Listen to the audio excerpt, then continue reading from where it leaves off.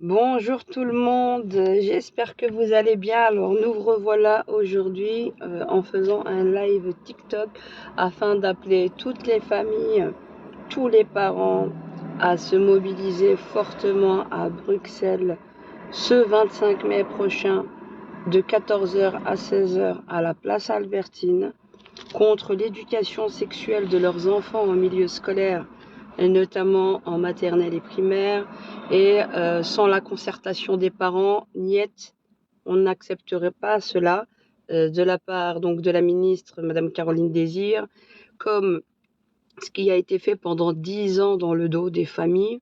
Alors on nous prend pour des novices et certains ne comprennent pas que lorsque on refuse de les brasses, on essaye de nous faire passer pour des rétrogrades alors qu'ils sont à des millénaires de savoir ce qui se passe vraiment à l'intérieur même de leur doctrine, de leur idéologie, et il n'y a rien de complotiste. J'ai demandé à Madame Caroline Désir si elle était prête à faire un débat public avec moi pendant 2-3 heures sur les chaînes nationales en l'ayant rencontrée au 11 février dernier. Elle bégayait, elle n'a pas répondu. Et puis il y a le numéro 2 avec lequel je me suis entretenue de vive voix. Voilà, ils ne maîtrisent pas leur sujet. Ils ne maîtrisent pas leur sujet. Madame Caroline Désir, oui. Mais la doctrine qui est derrière, c'est-à-dire par rapport au planning et la pression qui a été faite en fait. Parce que l'OMS fait des recommandations. L'OMS propose et le peuple dispose. Le problème, c'est qu'on a fait une OPA sur sur les écoles, et on est en train d'essayer de contourner les parents. Et en fait, en gros, on dit dans leur littérature, hein, y a qu'à lire, il y a qu'à savoir lire. Le problème, c'est quoi? C'est que ceux qui cherchent à me discréditer, à me fustiger, parce ils m'ont vu avec un châle sur mes cheveux, dire, ah, c'est encore une islamiste, une rétrograde, une ceci, une cela, si t'es pas contente, retourne chez toi. Entre parenthèses, je vous réponds, si je dois retourner chez moi, je repars à Paris 14e, d'accord? C'est pas parce que t'as vu mon teint basané que je ne suis pas française. Donc je suis une Française vivant en Belgique depuis 25 ans, avec mon mari et mes enfants. Et je suis pas venue faire l'aumône, d'accord? On a des choses à proposer à la société, et notamment pour protéger les enfants par rapport aux parents qui ne sont pas experts en la matière, qui se sont réveillés hier quant à, cette dite polémique, et qui ont eu le droit à la panade de la propagande d'État et de tous ces lobbyistes qui ont tout intérêt à avoir la main mise sur vos enfants, et ils vous donnent le discours et le contre-discours pour essayer de discréditer ce qu'on aurait à dire, alors qu'ils ne sont même pas capables de faire un débat avec nous. D'accord? Nous, on n'a pas peur des débats, parce qu'on maîtrise notre sujet. On n'a pas peur des débats. Faut plutôt se poser la question. Alors, ils nous ont fait un faux débat, opposition contrôlée à la RTBF. Je peux vous montrer quand vous voulez, la lettre du président de la RTBF, là. Le directeur de la RTBF, Philippot, a envoyé à mon avocat, c'est à pouffer de rire. C'est vraiment de la propagande d'État, d'accord? Et quand il dit que le CAL et les plannings familiaux, c'est de la désinformation, n'ont rien à voir, lui, il est à côté de la plaque, il a rien compris. On lui a dit qu'est-ce qu'il fallait dire, et monsieur s'exécute, d'accord? Donc, c'était la même propagande, vous vous rappelez, pour ça? Qu'est-ce qui s'est passé maintenant quand on a commencé à sortir les résultats et tous les effets collatéraux de la propagande? Vous vous rappelez? Beaucoup ont foncé tête baissée. Nous étions les complotistes, nous étions la bête noire, les inciviques, les antisociaux, les irresponsables, n'est-ce pas? Tout ça, nous étions ceux-là. Parce qu'on a résisté. On a résisté jusqu'au bout à toute leur propagande. Et on a démonté leur propagande point par point. Mais les gens ne réfléchissent pas assez et suivent bêtement. Alors moi, je vous pose la question. Est-ce que parmi vous, parents, parmi lesquels ceux qui me fustigent, de me lever comme je me lève concernant justement les VRAS, l'éducation à la vie relationnelle, affective et sexuelle. Déjà, si vous n'avez pas l'historique en tête, et vous ne savez pas comment on a bifurqué de la prévention sur des adolescents pour bifurquer vers les enfants, vous n'avez rien compris. De deux, on est en train de vous enlever sous votre nez, votre autorité parentale. Et vous croyez encore à leurs conneries. D'accord? Tout le monde vient s'accaparer l'éducation sexuelle, des ASBL qui ont besoin de fonds, d'accord? Qui ont créé le besoin par rapport aux plannings familiaux, par rapport au fait que doctrinairement, on veut faire en sorte de faire de la propagande. Aussi, ça fait partie de leur propagande, de faire de la propagande pour faire de la dépénalisation totale de l'avortement, de la propagande via les VRAS, tout ça via les VRAS, la propagande à l'avortement, la propagande à la déconstruction identitaire, sous couvert de genre et toujours soi-disant égalité homme-femme. Il n'y a pas d'égalité homme-femme. Une femme accouche, un homme non. Voilà, point. Déjà rien que ça devrait déjà être ok. Mais apparemment, il y a des rebelles contre la nature, pour ceux qui ne croiraient pas en Dieu, on dirait des rebelles contre la nature humaine, des rebelles contre les croyants tout court, qui croient en Dieu et au message divin. Jusqu'à preuve du contraire, prouvez-nous que 2 hommes peuvent faire un enfant et que 2 femmes peuvent faire un enfant, d'accord? Jusqu'à preuve du contraire, on a besoin d'un homme et d'une femme pour faire des enfants. En dehors de tout cela, on chosifie l'enfant.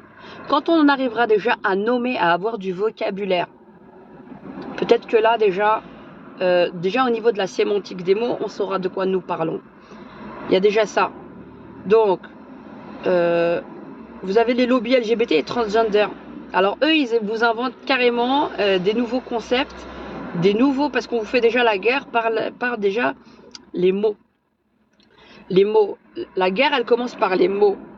Et quand on fait après, on fait une idéologie par les mots qu'on utilise pour vous en créer des définitions qui ne relatent pas la réalité des choses, mais qu'on fait du bourrage de crâne et qu'on compte faire du bourrage, et on fait déjà du bourrage de crâne, et on compte faire du bourrage de crâne à vos enfants via l'école, il y a un vrai problème. Et on va nous dire que nous sommes des discriminants. Non. Vos rapports d'homosexuels vous discriminent par essence de ne pas pouvoir avoir des enfants.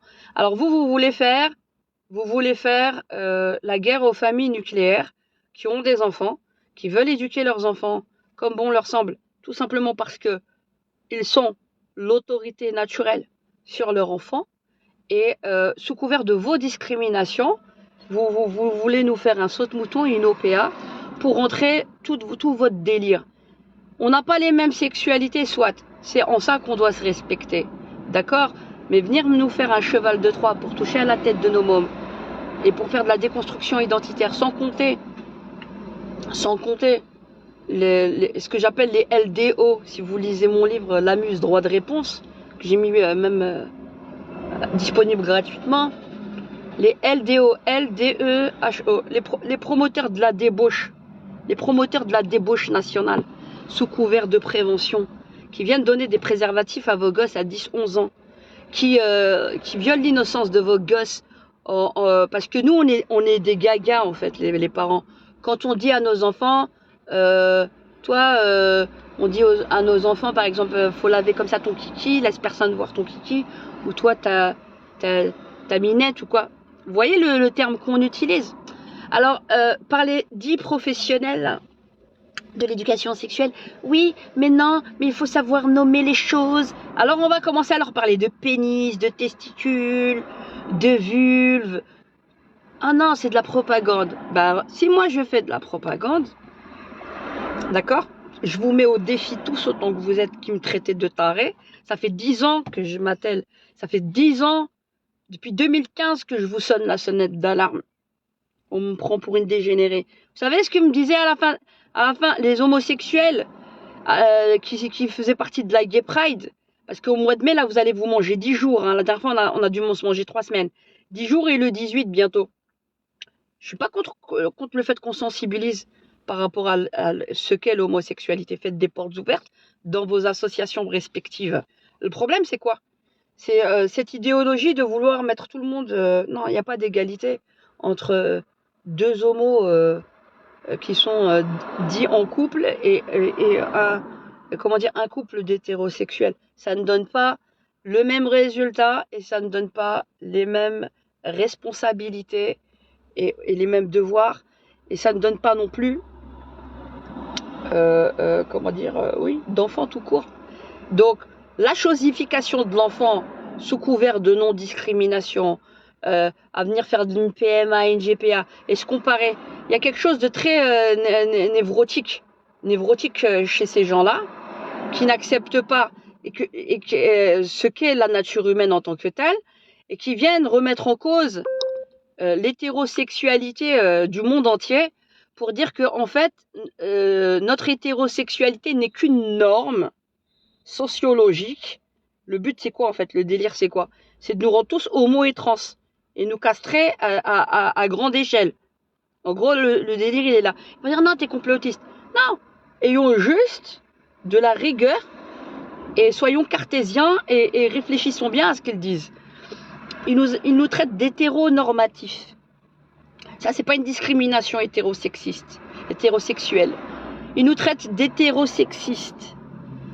Ils prennent la condition, d'accord, des femmes pour faire un cheval de Troie, d'accord, parce qu'on sait que quand même, oui, il y a beaucoup de misogynes, il y a des... Moi, je suis féministe, mais pas ultra féministe. Le juste milieu. L'avortement est une exception à la base. Il n'est pas la règle. Vous avez cherché à en faire une norme au point où vous voulez le faire complètement dépénaliser. Donc, ils ont convergé. Comment? Vous avez le centre d'action laïcal, anticlérical 100%, et qui veut effacer et gommer toutes les croyances des autres, hormis imposer leurs propres croyances dans la négation de Dieu. C'est ça.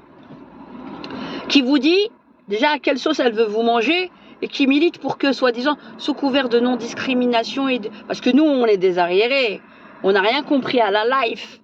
Nous qui sommes croyants, que ce soit musulmans ou chrétiens ou autres, on n'a rien compris à la life. Eux, ils ont tout compris.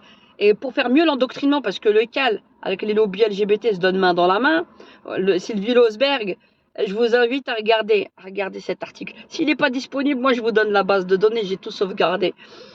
Ça s'appelle, écoutez bien, les maisons arc-en-ciel du Luxembourg LGBT Lux. Vous avez un titre qui dit ça. Et si les Vras pouvaient tout changer? Tapez sur Google. Et si les Vras pouvaient tout changer? Vous allez voir l'interview de Madame Sylvie Losberg du CAL, Centre d'Action Laïque, avec les lobbies LGBT.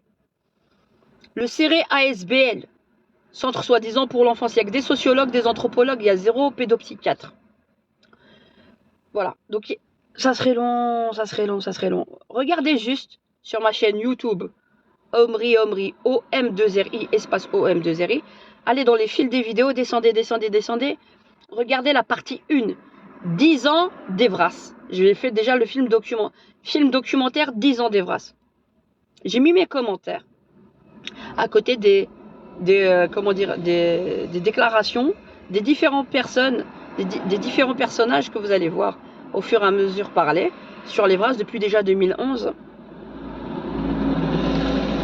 Partie 1, je vous ai donné de 2010 à 2014. Je suis en retard, je m'attelle à la partie 2 de 2015 à 2019. C'est pas des blagues. Donc moi, je vous invite, chers parents, à vous lever fort, et grands-parents. L'éducation sexuelle et l'éducation tout court, c'est les parents qui s'en occupent. À notre bon vouloir, on veut bien discuter avec l'école, d'accord? On veut bien discuter avec l'école, on n'est pas fermé. On n'a pas de problème avec la sexualité à en discuter. Mais chaque âge son temps. On n'accepte pas l'interférence des plannings. Alors que le planning, à la base, c'est une fédération et ce sont des ASBL qui sont externes à l'école. Elles se sont faites imposer par qui? Par le CDH, notamment Céline Frémaux, en 2017, qui a fait en sorte de faire entrer les plannings à l'intérieur d'école et de recommander les plannings comme des acteurs incontournables. Il y a plein de choses à dire. Donc, tous ceux qui font campagne, les uns après les autres, je vais vous donner des noms. Le MR, Défi, tous, hein, ils sont mouillés tous jusqu'au cou. MR, Défi, Écolo, alors là, c'est même pas la peine, Écolo, et PS, à fond la caisse. C'est eux qui vous ont mis ça dans votre dos. Et allez voir toutes les familles qui vont se plaindre auprès des directions d'école et qui disent voilà ce qui s'est passé chez mon enfant, voilà de quoi il me parle. Ah oui, non, non, c'est pas, mais c'est comme ça, c'est obligatoire. On dit n'importe quoi à vos gosses et on fait de l'atteinte à la pudeur. C'est puni pénalement par le nouveau même code pénal de 2022. Et en fait, ils ont essayé de diaboliser, ces gens-là du planning et du CAL, ils ont essayé de diaboliser qui? Ceux qui faisaient de l'Evras et qui étaient d'obédience catholique. Pour les éjecter, ils ont fait en sorte de mettre la labellisation. Qui s'accapare la totalité? Le planning, les lobbies LGBT trans, le CAL et tout le bazar. Doctrinairement, l'ULB, c'est elle qui fait ces... Regardez s'il vous plaît, Google. ULB, Dulbea, Evras. C'est soit, je sais pas combien de pages, et on va, là on nous a mis genre 2 fois 2 heures, l'Evras minimal, intermédiaire, et vous avez le maximal, non, pas maximal, idéal, 65 heures dans votre gueule, dans la gueule de vos gosses, pour financer des ex-chômeurs qui se sont fait vite fait en quelques jours, quelques mois, quelques années, des spécialistes de la sexualité, et qui viennent se comparer à des pédopsychiatres qui ont du bagage derrière eux depuis très très très longtemps, pour finalement faire une guerre. Sociologie vs sciences et psychologie, pédopsychiatrie. Vous comprenez? Tout l'enjeu est à ce niveau-là.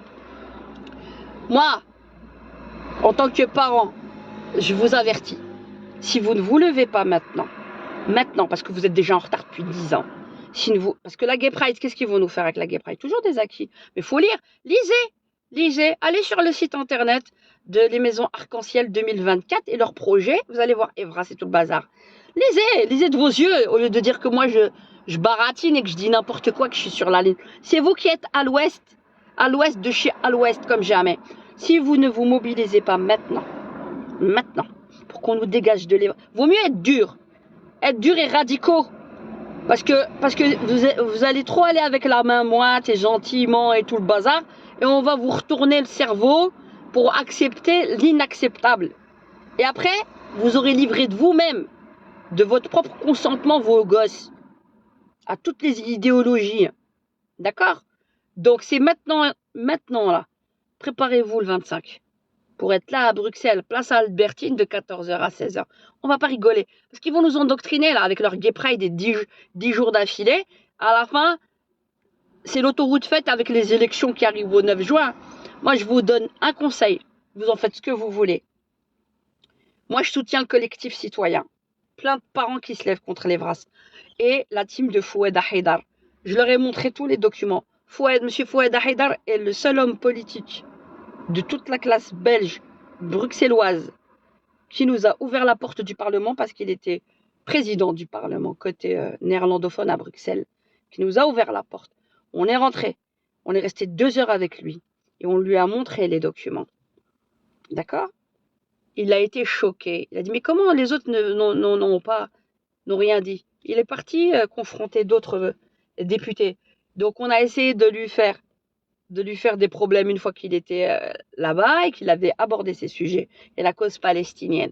Alors oui, je soutiens ces 2 listes, je soutiens Collectif Citoyen et je soutiens la team de Fouad Haïdar. Ce sont les 2 seules listes. La team de Fouad Haïdar, c'est la liste 19, d'accord? Et au niveau bruxellois, le Collectif Citoyen, c'est la liste 20. Non, c'est le contraire, pardon, je m'embrouille. En tout cas, retenez 19-20 dans un sens ou dans un autre. 19-20, c'est le collectif citoyen et la team Fouad Haïdar. Renseignez-vous. Parce que la team Fouad Haïdar, c'est du côté néerlandophone. Le collège électoral néerlandophone, mais bruxellois. Et le collectif citoyen, c'est le collège électoral francophone, Bruxelles-Wallonie. Et en Wallonie, c'est la liste 19. Et à Bruxelles, c'est la liste 20, collectif citoyen. Oui.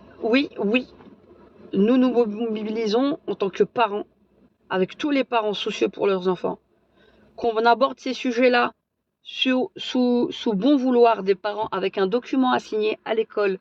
Si on a envie de faire un peu dès 12 ans, libre choix aux parents, de cocher une case pour dire on peut faire de l'Evras à leur enfant, mais c'est pas de la généralisation, non, c'est pas de la bordélisation de masse. Vous vous débrouillez ensuite avec vos gosses en bonne et due forme, mais imposer à tout le monde Mais c'est nous prendre juste pour des poules pondeuses qui ne devrions pas parler et nous faire fermer notre gueule.